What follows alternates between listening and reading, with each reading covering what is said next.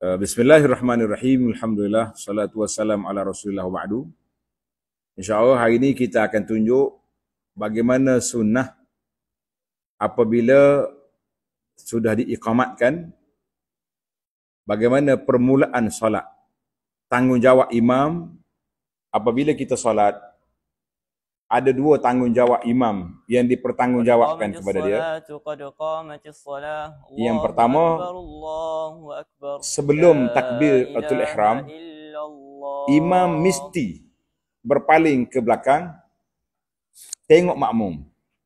Betul sah ke tidak, rapat ke tidak, dia kena sebut istau, i'tadilu, ataupun sebut bahasa Melayu, penuh saf, rapat saf. Bukan sekat kata saja.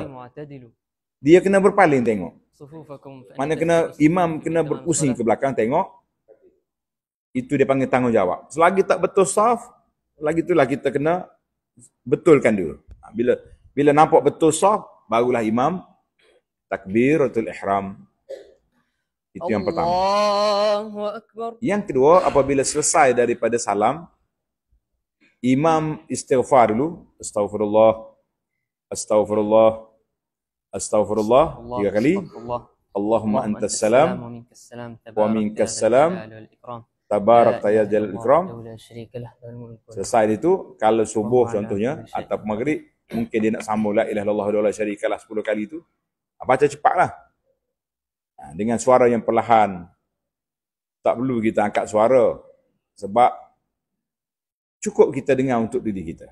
Kemudian imam mesti berpaling ke belakang sekali lagi, tengok makmum. Paling tidak pun paling ke kanan, pusing ke belah kanan gitu.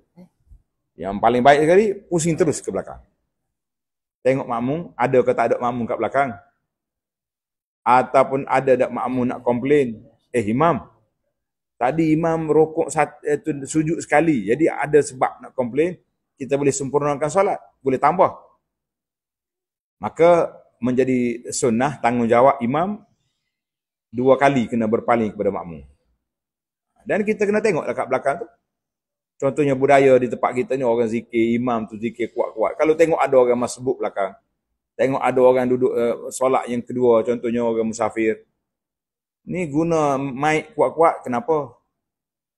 Jadi kita zikir lepas solat ni, zikir secara fardi, seorang-seorang, masing-masing baca, harmonikan suasana, jangan duduk kuat-kuat suara, bising.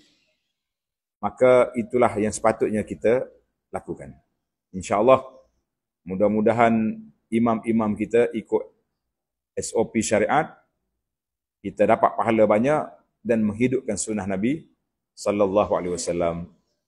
Sekian, terima kasih kepada semua makmum yang setia bersama imam pada pagi ini. Assalamualaikum warahmatullahi wabarakatuh.